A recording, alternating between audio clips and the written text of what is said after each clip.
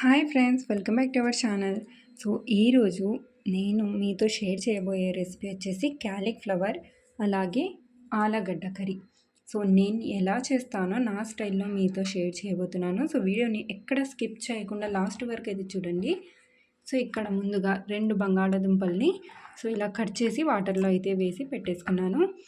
ఇంకా ఆనియన్స్, పచ్చిమిర్చి, టమాటో ఇవన్నీ కట్ చేసి రెడీగా అయితే పెట్టేసుకోవాలి. అలాగే నేను ఇందులో మెంతం కూర వేసి చేస్తున్నాను కాబట్టి ఒక చిన్న కట్ట మెంతం కూర కూడా ఇలా వాటర్లో వేసి శుభ్రంగా వాష్ చేసి యూస్ చేసుకోవాలి. అండ్ నెక్స్ట్ వచ్చేసి ఇక్కడ క్యాలీఫ్లవర్ని ఇలా చిన్న చిన్న ముక్కలుగా కట్ చేసి ఇందులో వాటర్, ఉప్పు, పసుపు వేసి కొద్దిగా ఒక 5 to 7 minutes వరకు బాయిల్ చేసుకున్నాను. సో ఇలా బాయిల్ చేయడం వల్ల ఇందులో ఏమైనా పురుగులు ఉన్నా కానీ పోతాయి. ఓకేనా, ఈ స్టెప్ మాత్రం కంపల్సరీ. ఓకే అండి.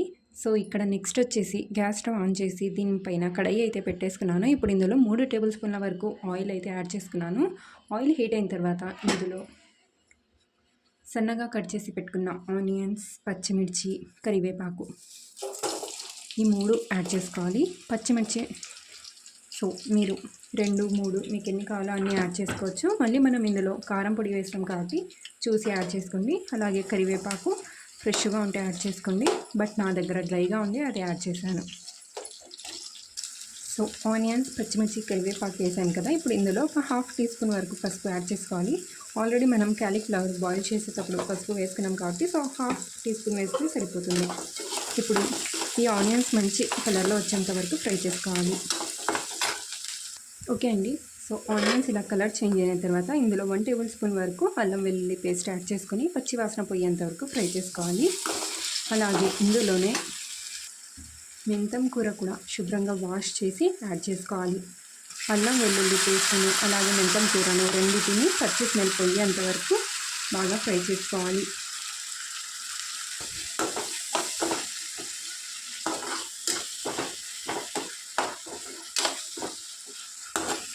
ఫ్లేమ్ని లోలో పెట్టుకుంటే అల్లం వెల్లుల్లి పేస్ట్ కడాయికి అంటకుండా మాడిపోకుండా ఉంటుంది.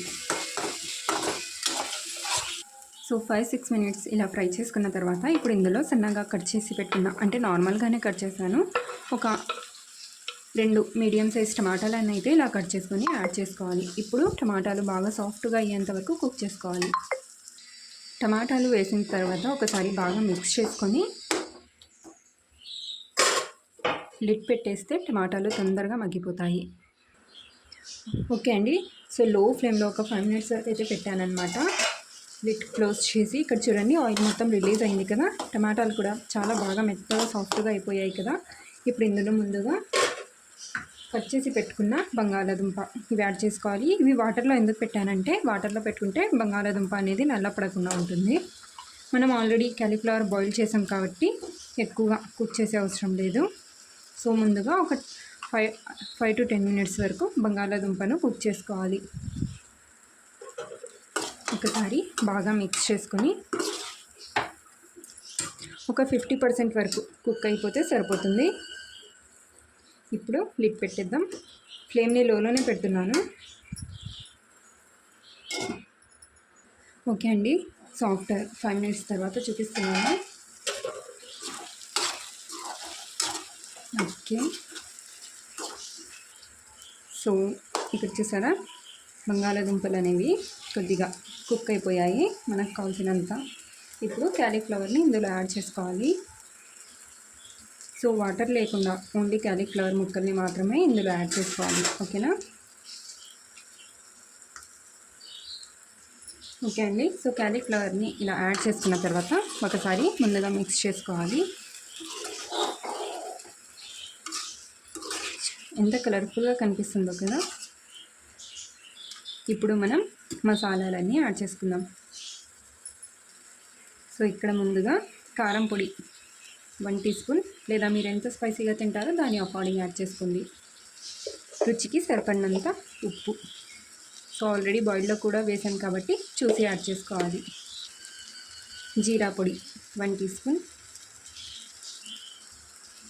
సో మసాలాలన్నీ వేసుకుని ఇప్పుడు ఇంకోసారి బాగా మిక్స్ చేసుకోవాలి.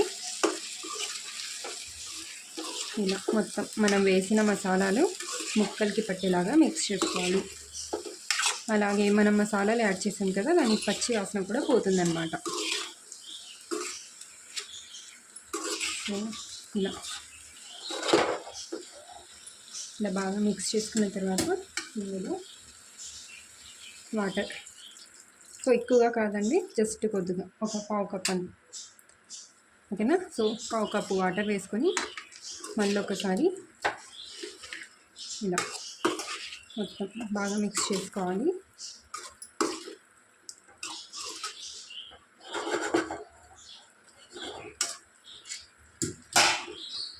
ఓకే అండి. సో ఇలా మిక్స్ చేసుకొని లిడ్ పెట్టేసి ఇంకా ఇది కుక్ అయ్యేంత వరకు పెట్టేయాలి ఇలాగే.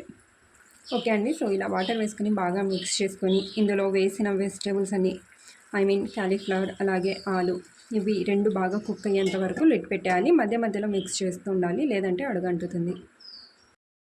ఓకే అండి. సో ఆఫ్టర్ 5 మినిట్స్ తర్వాత చూపిస్తున్నాను. ఇక్కడ చూడండి, అండ్ లో ఫ్లేమ్లోనే పెట్టాను ఇప్పుడు కూడా. సో ఇక్కడ ఇందులో ఉన్న ఆయిల్ మొత్తం రిలీజ్ అయిపోయింది కదా. ఇప్పుడు ఇందులో మనం ఎండు కొబ్బరి పొడి, సో ఎండు కొబ్బరి పొడి వేయడం వల్ల కొద్దిగా థిక్గా అవుతుందన్నమాట. టేస్ట్ చాలా బాగుంటుంది. ఒక 2 టీ స్పూన్లు ఫుల్గా యాడ్ చేశానండి. అలాగే ఇందులో garam masala 1 tea spoon,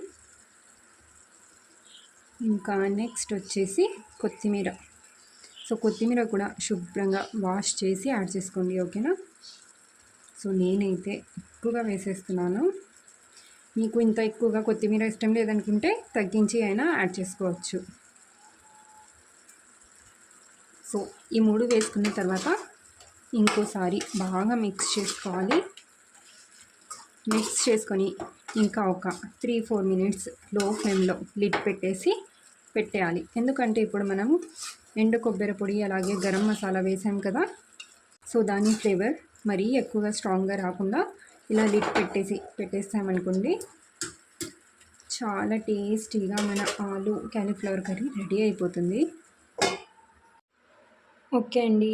so మన ఆలు మేతి కర్రీ అయితే రెడీ అయిపోయింది. సో చూసారా, చాలా టేస్టీగా ఉంది. అండ్ ఫ్లేవర్ కూడా చాలా చాలా అసలు టేస్టీగా మౌత్ వాటరింగ్గా ఉందన్నమాట. ఒకసారి డెఫినెట్గా అయితే ట్రై చేయాల్సిన రెసిపీ అనమాట, ఓకేనా.